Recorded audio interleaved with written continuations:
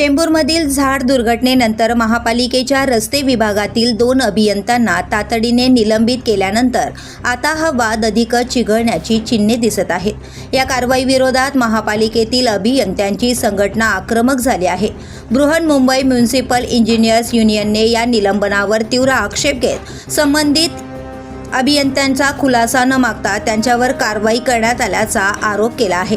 संघटनेच्या म्हणण्यानुसार चेंबूर येथील रोड क्रमांक 11 वरील काँक्रिटीकरणाचे काम झाडाच्या बुंद्यापासून आवश्यक अंतर राखून करण्यात आले होते। तसेच काम पूर्ण झाल्यानंतर मुंबईत झालेल्या अतिवृष्टीचाही या घटनेशी संबंध असू शकतो।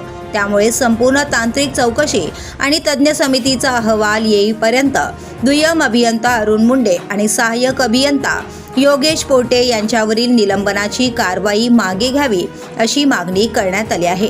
दरम्यान मॅनहोलमधील एका व्यक्तीच्या मृत्यू प्रकरणी सहाय्यक आयुक्तांसह 4 अभियंत्यांनाही निलंबित करण्यात आल्याने पालिकेतील विविध कर्मचारी आणि अभियंता संघटनांमध्ये तीव्र नाराजी आहे।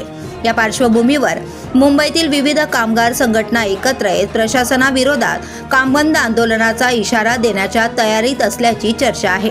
त्यामुळे या प्रकरणात प्रशासन पुढे कोणती भूमिका घेते याकडे सर्वांचे लक्ष लागले आहे। द पोलीस न्यूजसाठी श्रीधर चव्हाण, चेंबूर।